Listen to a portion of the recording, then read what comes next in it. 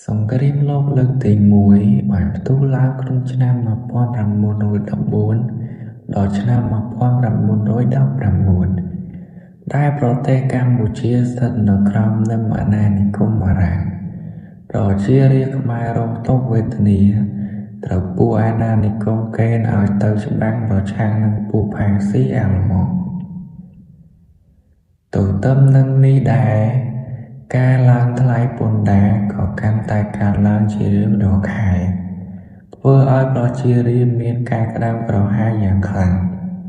ប្រជារាស្ត្រនៅស្រុកមុខកំពូលចំនួន 3000 នាក់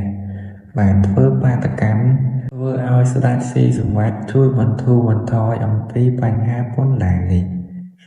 សូម្បីតែធម្មជាតិក៏មានការក្តៅក្រហាយពុះកញ្ជ្រោលខ្លាំងដែរ ដូចជាការមានរន្ទះបាញ់ចេតិយព្រះកែវមរកត និងផ្កាយដុះកន្ទុយជាដើម នៅខេត្តកំពង់ឆ្នាំងក៏ដូចជាខេត្តដទៃទៀតដែរ ប្រជារាស្ត្រមានជីវភាពលំបាកលំបិន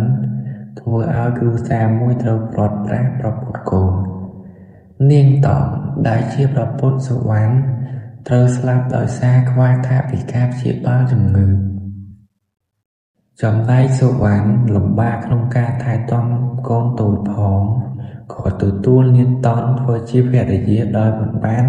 រៀបការតាមប្រពៃណីជាតិរបស់ខ្លួន ប្រជាជននៅភូមិក្រាំងងាវមានសម្លាញ់ពីរនាក់ឈ្មោះជូននិងនៅ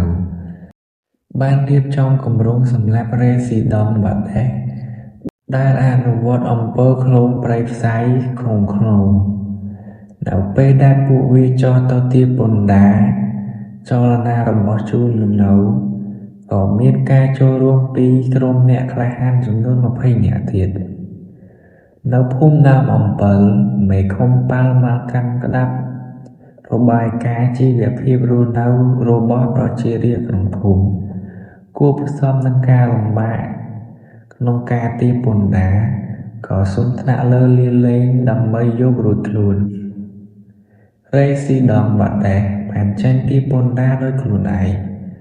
លុះដល់ថ្ងៃទី 18 មេសា ឆ្នាំ 1925 ការទារពន្ធដារដល់ភូមិក្រាំងលាវដែលដឹកនាំដោយរេស៊ីដង់បាតេស កងរក្សាសន្តិសុខឈ្មោះឡាច និងអ្នកដាំស្លឈ្មោះប៉ោយ ពេលនោះបាតេសមានទំនាល់ជាមួយនាងនីនាងបី ក្នុងសភាពការនេះជាឱកាសមួយដែលធ្វើឲ្យអ្នកក្លាហានហ៊ានចេញប្រយុទ្ធសម្លាប់រេស៊ីដង់បាតេសចេញឥតមានដៃ ក្នុងនោះនៅសល់តែអ្នកដាំស្លម្នាក់ដែលរត់គេចខ្លួនហើយនាំដំណឹងនោះទៅរាយការណ៍នៅក្នុងក្រុងកំពង់ឆ្នាំង ក្រោយពីសម្លាប់បាតេសនិងសហការីរួចមក ក្រុមអ្នកក្លាហានមានបំណងចេញទៅក្រុងកំពង់ឆ្នាំងទៀត ប៉ុន្តែត្រូវកងកម្លាំងបារាំងពួនបាញ់សាក់បានស្លាប់ខ្លះរត់ចូលព្រៃក្នុងភូមិត្រពាំងស្រា អ្នកក្លាហានត្រូវបានគេបាញ់ស្លាប់ក្នុងនោះមាននៅ រីឯជូនត្រូវគេចាប់ខ្លួនដាក់គុកនៅកោះត្រឡាច ចំណែកប្រជាជនត្រូវរត់ចូលភូមិឋានរស់នៅក្នុងព្រៃ រឿងសម្លាប់បាតេសធ្វើឲ្យមានប្រតិកម្មយ៉ាងខ្លាំងពីសំណាក់កុងឈី សេនាបតីអាណានិគមបារាំង ព្រះបាទស៊ីសុវត្ថិចេញសេចក្តីប្រកាសមួយប្ដូរឈ្មោះពីភូមិក្រាំងលាវទៅជាភូមិដេចានវិញ អស់រយៈពេលយ៉ាងតិច 10 ឆ្នាំ ព្រមទាំងឲ្យសាងសង់ចេតិយព្រះកែវមរកត និងធ្វើបុណ្យនៅថ្ងៃទី 18 មេសាជារៀងរាល់ឆ្នាំ ជាទីបញ្ចប់ទាហានបានទារអ្នកស្រុកឲ្យមករស់នៅក្នុងភូមិរបស់ខ្លួនវិញ ចំណែកសុវណ្ណនិងនាងតនបានមករួមសុខជាមួយគ្នារៀងមក ហើយអ្នកខ្លះទៀតក៏បានវិលមកជួបជុំប្រពន្ធកូនវិញដែរ ប្រធានរឿងនេះនិយាយពីទុក្ខវេទនារបស់ប្រជាជនខ្មែរនាសម័យអាណានិគមនិយមបារាំង មូលបញ្